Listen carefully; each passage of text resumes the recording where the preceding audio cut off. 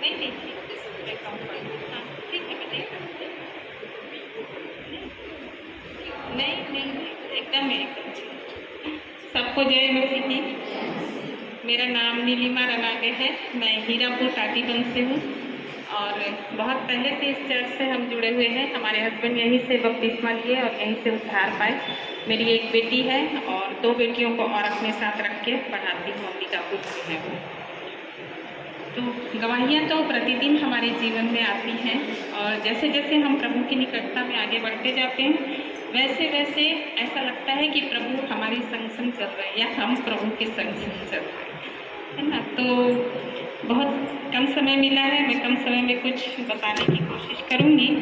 मैं लूका रचित सुसमाचारों से 19 अध्याय में एक जक्कई नामक चुंगी लेने वाले सरदार और धनी व्यक्ति के बारे में जब पढ़ती हूँ और वहाँ से मैंने सीखा कि चुंगी लेने वाला सरदार था तो वो कैसा था, बहुत रेप्यूटेड पर्सन था। उसके पास एक ओहदा था, उसके पास एक जिम्मेदारी थी और एक बड़ा इंसान था और धनी भी था।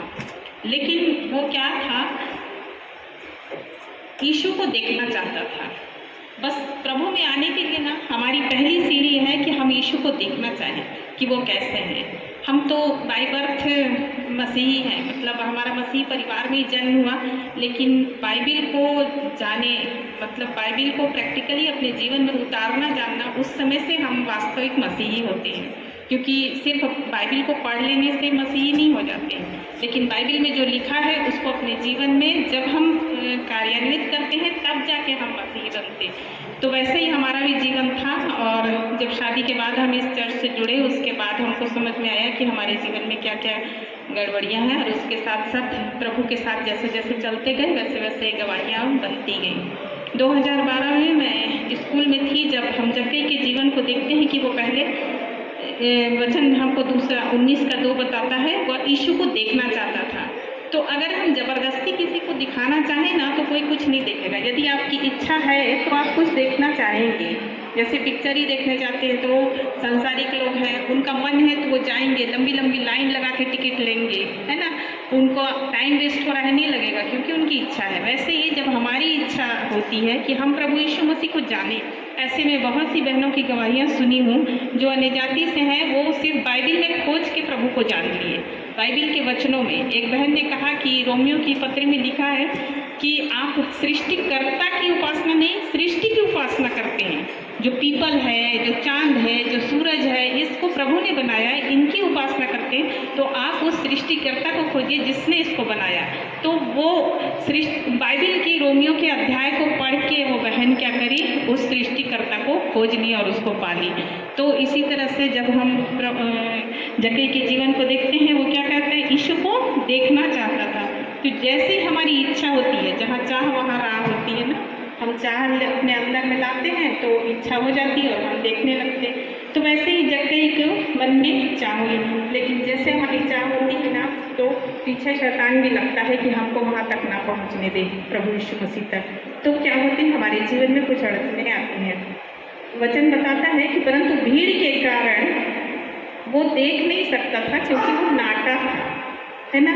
2 परिस्थितियाँ हमारे जीवन में आती हैं जब हम प्रभु को देखना चाहते हैं।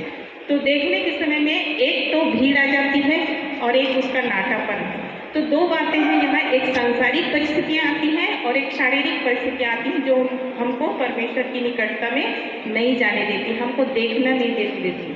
तो सांसारिक परिस्थितियाँ कैसी हैं, जैसे हम वचन पढ़े, हमने पढ़ा कि विश्राम वार को पवित्र मानने के लिए स्मरण रखना। इससे पहले जब हम मसीही थे तो हम लोग किसी मौके पर संडे चर्च जाते थे, बहुत ज़्यादा मतलब एवरी संडे नहीं जाते थे। तो जब हम इस वचन को पढ़े कि पवित्र विश्रामवार के इनको पवित्र मानने के लिए स्मरण रखना, निर्गमन में हमारी ये आज्ञा है। तो जब हम प्रभु में आए तो बहुत अड़चनें हमारी आती थी संडे को आने के लिए। एक स्कूल में मैं अंबिकापुर में थी, जॉब करती थी, तो उस स्कूल में सांसारिक समस्याएं कैसे आती हैं।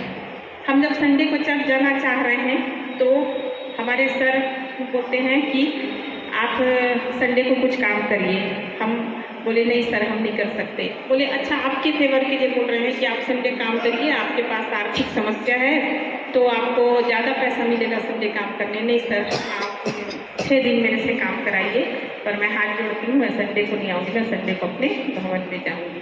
और उसके बाद की आशीषें इतनी हैं कि जब हम वचन को मानते हैं तो उसके बाद आज हम नहीं भी कमाते हैं तो भी आराम से रह रहे हैं, ऐश में रह रहे हैं। ये प्रभु का अनुग्रह है।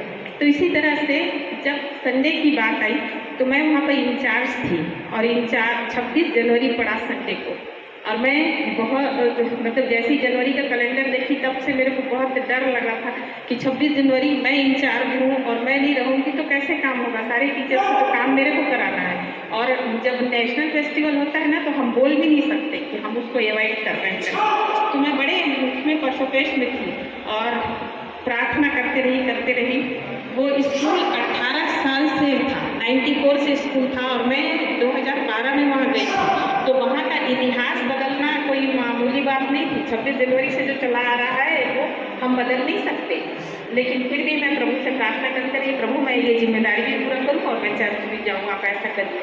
अब चर्च का टाइम भी मेरे एक के कारण तो बदलेगा नहीं, तो मैं क्या करी, पूरे प्रोग्राम सेट कराई। नर्सरी से लेके 10th तक स्कूल था, सब टीचर को एक बड़ा सा प्लेग्राउंड था, वहाँ पर मैंने सबको बोली आप 7 बजे के पहले टीचर पहुँचेंगे और अपने बच्चों को रेडी करके वहाँ रखेंगे। वहाँ की जो मैडम थी बहुत बुजुर्ग थी जो फ्लैग होस्टिंग करती थी, उनको जाके 25 तारीख को समझाई, मैडम 7 बजे ना झंडा फहरना चाहिए, 9 बजे वो नहीं होता झंडा फहरने का ना सही टाइम होता है, सूरज निकलने से पहले झंडा फहरना चाहिए। ऐसे उनको मोटिवेट करी, वो भी मेरी बात को मान गई। ठीक है मैडम 7:30 बजे आप झंडा फहराना, मैडम मैं आऊँगी आपको तैयार कराने के लिए। ठीक है, तो फिर ऐसा ही हुआ, प्रभु के साथ साथ हम चले और 7:30 बजे वो झंडा फहरा और पूरे प्रोग्राम ऐसे एक के बाद एक लाइन से था, माइक मेरे हाथ में था, मैं सबको बुलाते गई, प्रोग्राम होने गया और प्रभु की दया से 9:30 बजे पूरा प्रोग्राम खत्म हो गया। हमारा चर्च 10 बजे लगता था। Praise the Lord. और प्रभु की महिमा हो कि सारा आदर महिमा प्रभु को देते हैं, क्योंकि प्रभु हमारे साथ रहे इसलिए हम संसारिक काम पे भी जय प्राप्त करें और अपने चर्च भी हम टाइम से पहुंचने पाए। और सर को जब हम बोले हाथ जोड़ के कि सर अब हम जा सकते हैं, तो बोले कि ठीक है आप जा सकती हैं 9:30 बजे। उसके बाद उन लोग अपना मिठाई बांटने का प्रोग्राम करने लगे। लेकिन उस इतिहास में, स्कूल के इतिहास में पहले बार 7:30 बजे झंडा फहरा, नहीं तो उन लोग 9:30 बजे के पहले नहीं करते थे। तो प्रभु का धन्यवाद हो कि हमको क्या है, समस्याएं आती हैं लेकिन समस्याओं पे हम सिर झुका लें और हम नहीं, ठीक है प्रभु आप तो जान रहे हैं अब 26 जनवरी है, हमको तो भवन छोड़ना ही पड़ेगा, प्रोग्राम तो देखना ही पड़ेगा, नौकरी है, हमारी आजीविका का साधन है, ये सोच के अगर हम उसके सामने हथियार डाल दें तो ये नहीं है। अगर हम डट के उस मुकाबले को करते हैं तो प्रभु जरूर हमारे साथ रहते हैं। तो इनके यहाँ पे क्या था, भीड़ थी, जक्कई के पास एक भीड़ थी और वो भीड़ इस तरह से आती है। और उसके बाद हमारे पास एक और ये आया कि विश्रामवार के दिन हमारी एक दीदी है रायपुर में, वो शनिवार के दिन एक्सपायर हुई और हमारी बहुत माता जैसे नहीं, तो हम लोग अंबिकापुर से आए, वो भी संडे पड़ रहा था। फिर मेरे मन में वो चला, प्रभु अब संडे छूटने वाला है, तो मैं आई और आने के बाद अपनी दीदी लोग से घर में चर्चा की। मैं बोली देखिए कोई भी जो अंतिम संस्कार करने पास्टर आएंगे वो बिना चर्च अटेंड करे नहीं आएंगे, वो तो अपना चर्च लेंगे। तो अपन ऐसे करते हैं कि चर्च चले जाते हैं, यहाँ बैठ के भी क्या करेंगे। तो एक आध मेरे साथ एग्री हुए, मैं बोली ऐसे चलेंगे उसी चर्च में जिस चर्च के पास्टर आ रहे हैं अंतिम संस्कार के लिए, क्योंकि हमको पता रहेगा कि वो अब छूटे। तो हम उस दिन भी चर्च गए और चर्च छूटने के बाद तुरंत ऑटो करके और अपने घर पहुंच गए और उनके अंतिम संस्कार में हम शामिल हुए। हमारी बहुत ही नियर रही दीदी हमारी, उनके घर से मेरी शादी हुई थी, क्योंकि मेरे माता पिता नहीं थे जब मेरी शादी हुई, तो अपने घर से शादी की थी, मेरी इतनी नियर डियर थी, उनके उसमें आना मेरा लिए बड़ा ज़रूरी था। लेकिन फिर भी प्रभु का भवन मेरे से नहीं छूटा, मैं संडे चर्च गई, फिर उनके अंतिम संस्कार। तो संसारिक परिस्थितियां हमारे जीवन में हमको परमेश्वर की निकटता में आगे बढ़ने से नहीं रोक सकती। अगर हमारी चाह है, अगर हम यीशु मसीह को देखने की इच्छा अपने जीवन में रखते हैं, तो ये परिस्थितियां हमको नीचे नहीं ला सकती। बहुत लंबा नहीं जाऊंगी मैं। और एक नाटा नाटापन जब हमारे जीवन में शारीरिक परिस्थितियाँ आती हैं। शारीरिक परिस्थितियाँ कैसे आती हैं? जब हम कुछ करने की कोशिश करते हैं ना, तो हमको कुछ तकलीफ आएगी शरीर में। जैसे अब हमारा मन बहुत लग गया था परमेश्वर में कि नहीं हम तो चर्च जाएंगे। यहाँ पर जैसे चर्च एवरीडे होता है, मंडे टू फ्राइडे, लेकिन वहाँ पर हमारा सिर्फ गुरुवार को चर्च होता था। तो जब मैं स्कूल पढ़ाती, कोचिंग पढ़ाती, मैं बोलती जब सब काम करें तो हमको शाम को एक दिन है गुरुवार चर्च जाना है। तो ठीक गुरुवार के दिन ना मेरी बेटी छोटी सी थी, 9 साल की, उसको कुछ तकलीफ होती थी, उसको बुखार आ जाए, सर्दी हो जाए, कोई परेशानी हो जाए। कभी हम उसको वैसे ही लेके जाते थे, कभी नहीं तो उसको बुखार आ गया तो सुला देती थी घर में अकेले, तुम सो, गोली खा के हम आते हैं चर्च से 1-1.5 घंटे का चर्च। फिर भी देखो शैतान ऐसा देखता है कि नहीं ऐसा तो हो रहा है, अब इसको कहीं और गिराया जाए। मेरे को चक्कर आना शुरू हुआ गुरुवार के दिन सुबह से। मैं अपना स्कूल में पढ़ा रही थी तो ब्लैक बोर्ड को एक हाथ से पकड़ के और बच्चों को पढ़ाई। ऐसी करते करते पूरा दिन गया। गुरुवार था, शाम आई तो भी मेरे को चक्कर आ रहा था। मैं अपने मन में बोली जब मैं अपना सारा संसारिक काम करी तब तक तो कोई परेशानी नहीं हुई, तो मैं चर्च क्यों नहीं जाऊँ? तो मेरे कान में आवाज़ आती थी कि तुम्हारा एक्सीडेंट हो जाएगा। मैं बोली काहे हो जाएगा एक्सीडेंट? नहीं होगा। फिर हम स्कूटी लिए और अपनी बेटी को बोली कि तुम एकदम हड़बड़ा के चढ़ना नहीं, हड़बड़ा के उतरना नहीं, जैसे हम बोलेंगे वैसे ही करना। तो मैं बैठी गाड़ी में, स्टार्ट करी, फिर उसको बोली कि तुम बैठो। वो आराम से बैठी। मैं बोली जब हम चल रहे हैं ना सीधे बैठना, और एकदम जब वहाँ पर उतरेंगे तो गाड़ी रोके तो तुम एकदम से मत उतरना। तो बोली ठीक है। और मैं ना वैसे ही चक्कर आते मैं गाड़ी चलाते हुए गुरुवार को चर्च गई, और जैसे मैं गाड़ी का ब्रेक मार के चर्च आए, रोकी ना, तो मेरे को एकदम ऐसे ऐसा लगा कि अब गिरने वाली गाड़ी। लेकिन फिर भी दोनों तरफ पैर टेक के और रोकी। फिर बेटी उतरी नीचे, हम गए चर्च में, और 1 घंटे का चर्च था, चर्च हुआ। उसके बाद हमारा चक्कर सब गायब। घर में आए इतना अच्छा महसूस हो रहा था, ऐसा लग रहा था ना कि हल्का लग रहा है, हवा में उड़ रहा है। अभी तो और कुछ काम कर ले, सुबह के लिए सब्जी काट ले, बच्चे के कपड़े प्रेस कर ले, यूनिफॉर्म कुछ ऐसा कुछ काम कर लो, ऐसा लग रहा था। ऐसा नहीं कि थक गए आके सो जाए। तो ये क्या है, हमको संगति में रोकने के लिए, हमको परमेश्वर की निकटता में रोकने के लिए ये सारी परिस्थितियाँ आती हैं। ये सबके साथ होता है, मेरे साथ ही नहीं हुआ है। लेकिन जैसे जैसे हम प्रभु में बढ़ते हैं, हमको निराश नहीं होना। ये परिस्थितियाँ हमको नीचे नहीं ला सकती, हमको और ऊपर ही ऊपर लिफ्ट अप करेंगी, हमको और आगे बढ़ाएंगी परमेश्वर की निकटता में। तो वैसे ही जक्कई के जीवन में हमने देखा कि वो दोनों परिस्थितियों को, भीड़ और नाटेपन को, उसने कुछ नहीं देखा। क्या करा? वो दौड़कर गुलर के पेड़ में चढ़ गया, है ना। एक कलेक्टर जैसा अधिकारी अगर वो दौड़ रहा है सड़क में तो सोचिए कैसा महसूस होगा, है ना। और वो पेड़ में चढ़ने की सबकी आदत नहीं होती है, और एक बच्चा है तो दौड़ कूद के चढ़ जाएगा, लेकिन एक बड़ा इंसान की बात हो रही है, वो दौड़ के, क्योंकि उसने अपनी समस्याओं को नहीं देखा, उसने भीड़ को नहीं देखा, उसने संसार को नहीं देखा, और वो क्या किया? दौड़ा, है ना। अगर वो नहीं दौड़ता तो वचन बताता है यीशु मसीह उसी मार्ग से होके जाने वाले थे। वो धीरे धीरे जाते रहता तो हो सकता है यीशु मसीह वहाँ से निकल जाते, लेकिन वो देख रहा था कि आ रहे हैं, इससे पहले मैं दौड़ के चढ़ जाऊँ गुलर के पेड़ पे। तो गुलर का पेड़ हमको यही संघर्ष दिखाता है जो मैंने गवाहियाँ दी। जैसे जैसे हम परमेश्वर की निकटता में आने की कोशिश करते हैं तो ये समस्याएँ हमारे जीवन में आके हमको पीछे ढकेलती हैं, लेकिन उन समस्याओं को पीछे ढकेल के जब हम आगे बढ़ते हैं तो हम प्रभु के साथ एक जयवंत जीवन में आगे बढ़ते हैं। वो चढ़ गया गुलर के पेड़ पे, और जैसे ही गुलर के पेड़ पे चढ़ा, वचन बताता है 4 में पढ़िए, आगे दौड़कर एक गुलर के पेड़ में चढ़ गया क्योंकि यीशु उसी मार्ग पे जाने वाला था। 5वां पद, जब यीशु उस जगह पहुंचा तो प्रभु यीशु मसीह क्या बोले? हे जक्कई। प्रभु यीशु मसीह को पता था कि जक्कई वहाँ पेड़ पे चढ़ के मेरे को देखने वाले हैं। प्रभु जी सबके दिल को जानते हैं और सबके नाम को जानते हैं। यशायाह के 48 में और 43 में दोनों में लिखा है, मैं नाम लेके तुमको बुलाता हूँ, है ना। तो प्रभु जी सबके नाम को जानते हैं। वो जान गए कि प्रभु यीशु मसीह क्या करने वाले हैं, वहाँ से आने वाले। और प्रभु यीशु मसीह जान गए कि कोई बंदा मेरे को देखने के लिए वहाँ ऊपर चढ़ा है, क्योंकि जो सड़क पे भीड़ के साथ चल रहा है वो ऊपर क्यों देखेगा। लेकिन प्रभु यीशु मसीह यहाँ वचन बताता है कि ऊपर देख के कहे कि हे जक्कई झट उतर। अब यहाँ पे शब्दों पे अगर हम ध्यान दें तो दौड़ कर और झट दोनों चीज़ें हमको क्या बताती हैं कि हमको प्रभु का काम आलस से नहीं करना है, क्योंकि नीति वचन बताता है कि हमको आलसी नहीं बनना है। तो उसने दौड़ के चढ़ा तो प्रभु जी बोले झट से उतरा। अब कोई आर्ग्यूमेंट यहाँ नहीं लिखा कि मैं नहीं उतर सकता, मैं धीरे धीरे उतरूंगा, प्रभु जी रुकना मत जाना, ऐसा कुछ नहीं लिखा। उसने झट से उतर आया। वो जितनी फुर्ती से चढ़ा था उतनी फुर्ती से उसने आज्ञा मानी। तो अगर आज्ञा मानते हैं ना, मैं जब अच्छी तरह से मसीह में नहीं थी उस समय मैं प्रभु से ऐसे विनती करती थी, प्रभु जी मैं 1 जनवरी से अच्छे से प्रार्थना करूँगी, नए साल से ना एकदम अच्छे से प्रार्थना करूँगी। और अभी क्या है, फरवरी चल रहा है, अभी पूरा जनवरी आने में 8 महीना है, या तो मैं अपने बर्थडे से ऐसा करूँगी। हम ऐसे निर्णय लेते हैं, हमको तुरंत अभी प्रभु की आवाज़ है और अभी हमको समर्पित होना है। तो ये दौड़ना और झट से उतरना हमको सिखाता है कि हमको परमेश्वर के काम में आलसी नहीं होना है। और जैसे ही वो नाम सुना और प्रभु यीशु मसीह ने कहा कि अब मुझे तेरे घर में रहना अवश्य है।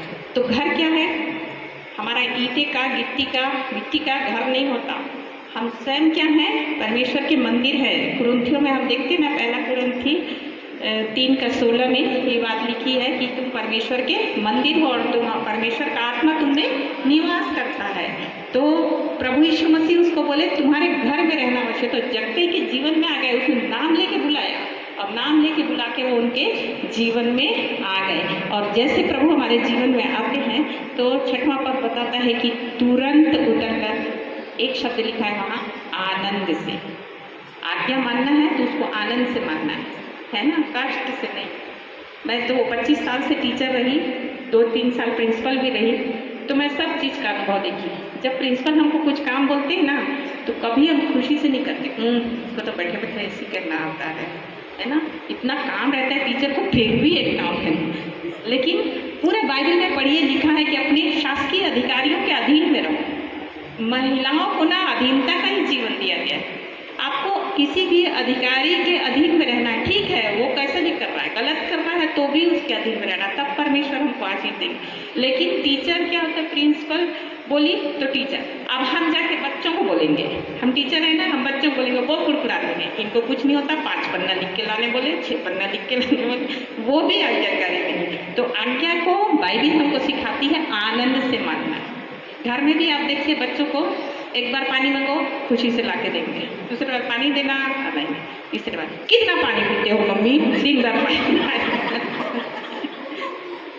तो ऐसा होता है प्रैक्टिकली ना, पानी की बात नहीं और कोई भी चीज़ें। तो बच्चे भी उस तरह से नहीं, हमको आनंद से आज्ञा मानना है। क्योंकि कुलुस्सियों 3:20 में बच्चों के लिए भी लिखा है ना कि सब बातों में अपने माता पिता के अधिकारी बोलो, एक बात में नहीं। अगर 10 बार पानी मांग रहे हैं तो 10 बार तुम कष्ट उठा के, क्योंकि प्रभु ने हमको बोला तो उठा के आज्ञा मानना सीखना है ना। तो मन में कष्ट हो रहा है फिर भी नहीं, मम्मी बोल रही है, पापा बोल रहे हैं, एल्डर्स बोल रहे हैं, तो हमको उस बात को सुनना है। तो वैसे ही हम आज्ञाकारी बनेंगे। तब इस तरह से वो क्या किया, आनंद से अपने घर में ले गया। और बाइबल बताती है 8वें पद में, कहीं प्रभु यीशु मसीह उसको नहीं बोले कि तुमने क्या गलत किया है, क्या सही किया है। 8वें पद में बताता है तो उसने कहने लगा कि मैं जिससे भी ले लिया हूँ उसको 4 गुना फेर देता हूँ, अन्याय से ले लिया हूँ। तो क्या बता, इस पद से हम सीखते हैं कि जैसे ही प्रभु यीशु मसीह हमारे दिल में आता है, पहला स्टेप हमको इच्छा रखना है यीशु मसीह को देखने की। दूसरा स्टेप, परेशानियाँ आती हैं उस पर सिर नहीं झुकाना है, परमेश्वर को साथ लेकर उस परेशानियों पर जय प्राप्त करना है। तब परमेश्वर हमारा नाम लेके बुलाता है और हमारे हृदय में आ जाता है। जैसे ही प्रभु हमारे हृदय में आता है, अब तक हमको दूसरों की गलतियाँ दिखती थी, लेकिन जैसे ही प्रभु हमारे दिल में आता है हमको अपनी गलतियाँ दिखने लगती हैं। हम कहाँ गलत है हमको पता चलता है। इस बाइबल हमसे नहीं कहती कि प्रभु यीशु मसीह उसको बोले कि तुम ऐसे ऐसा गलत किया। 8वां पद हमसे कहता है कि वो आधी संपत्ति कंगालों को दे देता हूँ और जो कुछ अन्याय से ले लिया हूँ उसको मैं 4 गुना फेर देता हूँ। तो जैसे प्रभु हमारे दिल में आते हैं, हमारे लिए क्या होता है, उजियाला हो जाता है और हमको हमारी गलतियाँ दिखती हैं। और जब हमको हमारी गलती दिखती तब हम सुधरते हैं। आज संसार सबको सुधारना चाहता है, लेकिन अगर सब कोई अपने आप को सुधार ले तो संसार ऐसे ही सुधर जाएगा, है ना।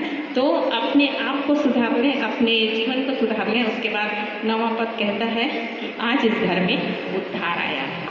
तो एक जन के प्रयास से उसके घर में उद्धार आ गया, ये भी हम जानते हैं, है ना। जैसे प्रभु को जक्कई ने स्वीकार किया वैसे उसके घराने ने उद्धार पाया। तो यदि विशेषकर महिलाओं के हाथ में पूरे घर की बागडोर रहती तो जैसे महिलाएं अगर अपने जीवन को सुधारने, सहनशील बन जाएं, धीरजवंत बन जाएं, बाइबल के अकॉर्डिंग चलने लग जाएं, तो हमारा जीवन, हमारा परिवार सब सुधर जाएगा और घर में उद्धार आ जाएगा। जय मसीह।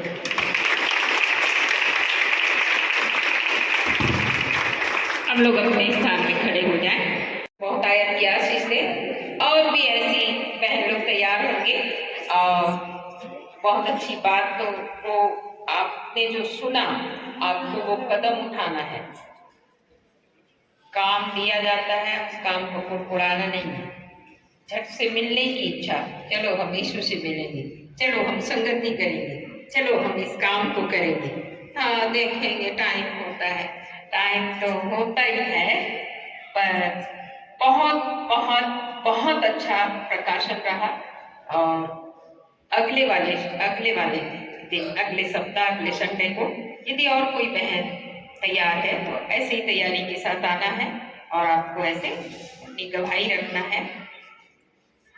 और आपको मैं चाहती हूँ कि ये झुंड में इतना परमेश्वर की महिमा हो कि और लोग हमारी टीम में, चर्चा पे मिल में, हमारे घर में और लोग प्रवेश कर जाए कि इनके जीवन में परमेश्वर कैसा काम किया, चलो हम भी वहां के हो जाते हैं। तो आपको बहुत अच्छा लगा तो आप सिस्टर के लिए जरूर दुआ करेंगे। सिस्टर का नाम है नीलिमा सिस्टर, तो आप जरूर दुआ करेंगे। उनके बच्चियां हैं, बेटियां हैं, और आप जानते हैं कि बेटी लोग बाहुबली होते हैं, अच्छी होती है, क्योंकि आप भी किसी ना किसी की बेटी है। ठीक है, तो आप सिस्टर के लिए जरूर दुआ करेंगे, उनके कार्य के लिए दुआ करेंगे, फैमिली के लिए दुआ करेंगे। दुआ करना है कि सिस्टर और अगली बार और आगे हमको कुछ बातों को सिखाएंगे। तो हम सिस्टर के लिए ताली बजाएंगे सब लोग जोर से। अब हम प्रार्थना में जाएंगे। प्रेमी पिता, धन्यवाद देती हूँ सुंदर समय के लिए। हाँ प्रभु, हमने सीखा जक्कई के जीवन से, उसको कोई नहीं रोक सकता उससे मिलने के लिए जिनके अंदर इच्छा होती है। मैं यीशु को देखना चाहता हूं। उसने कहा, सोचा और वो निर्णय लिया। एक सही निर्णय के साथ हम नए साल में प्रवेश करने जा रहे हैं। हम सही निर्णय लेंगे जक्कई के जैसे। उसने निर्णय लिया और उसका निर्णय, आखिर उसकी मुलाकात प्रभु तुझसे हो गया और तू उसके घर में प्रवेश कर गया। जिस घर में तू नहीं, वो जिंदगी नहीं। प्रभु, हम भी सही निर्णय के लिए तैयार हैं, सही चीजों को करने के लिए तैयार हैं, सही बातों को सुनने के लिए तैयार हैं, सही संगति करने के लिए तैयार हैं। और कोई भी काम करते हैं बिना वाद विवाद, बिना कुड़कुड़ाए, प्रभु हम खुशी से करने पाए। और जब तू आ जाता है जिंदगी में, तू आ जाता है घर में, तो हम अपनी अपनी गलतियों को देखें और मान ले और छोड़ भी दे, तो हम पर दया की जाएगी। जक्कई ने कहा, मैं 4 गुना लौटा दूंगा। उसको आभास हुआ कि वो गलत कर रहा था। प्रभु, हमसे भी जाने में अनजाने में बहुत सारी गलतियां होती हैं। उन सारी गलतियों को मान लेते हैं और छोड़ भी देते हैं। तू हम पर दया करना, तू हम पर दया करना, क्योंकि तू दयालु परमेश्वर है। सारी बहनों को इतनी अच्छी जिंदगी दिया है प्रभु, ये जिंदगी बहुतों के लिए आशीष का कारण बन जाती है। तो सुना धन्यवाद देते हैं प्रभु यीशु के नाम से मांगते, आमीन, फिर आमीन। आप सभी को प्रेज लॉर्ड, जय मसीह। आप थोड़ी देर अपने स्थान में ही खड़े रहेंगे। फिर से बहन लोग से मैं कहती हूँ, आप लोग तैयार रहना अपनी गवाही रखने के लिए। जरूरी नहीं, सिस्टर ने वचन से बहुत अच्छी बात कहा, जरूरी नहीं कि आप वचन, अरे सिस्टर तो वचन बोली, हम ना तो आएंगे वचन बोलेगा। ठीक है, आप वचन नहीं बोलोगे, आप गवाही तो दे सकते हो। थोड़ी देर आप अपने जगह पे खड़े रहेंगे। मैं चाहती हूँ, ये प्रॉमिस वाला वचन है, प्रॉमिस वाला वचन, परमेश्वर, आप बाइबल पढ़ते हैं, सबके पास बाइबल है, सबके पास है, तो आप कोशिश करना, आप एक दूसरे को देना, एक बहन एक को दे, एक बहन एक को दे, आप एक दूसरे को ऐसा देना। ये प्रॉमिस वाला वचन है। आप बाइबल पढ़ते हैं, तो आप जब बाइबल पढ़ते हैं, आप एक दूसरे को बांटेंगे। बाइबल पढ़ते हैं, वो कलेक्टर है, ऐसा ऐसा ऐसा बाइबल में दबाने के लिए है। ये एक छोटा सा गिफ्ट है मेरे तरफ से। मैं समझती हूँ आपके पास परमेश्वर ने बहुत कुछ दे के रखा है, और लेकिन ये सबसे कीमती गिफ्ट होगा क्योंकि ये परमेश्वर का वचन है। आप एक दूसरे को देंगे, एक दूसरे से मिलेंगे, और आपको समझ में आ जाएगा, और उसके बाद आप हर एक लोग इसको संभाल के रखेंगे क्योंकि ये परमेश्वर का वचन है।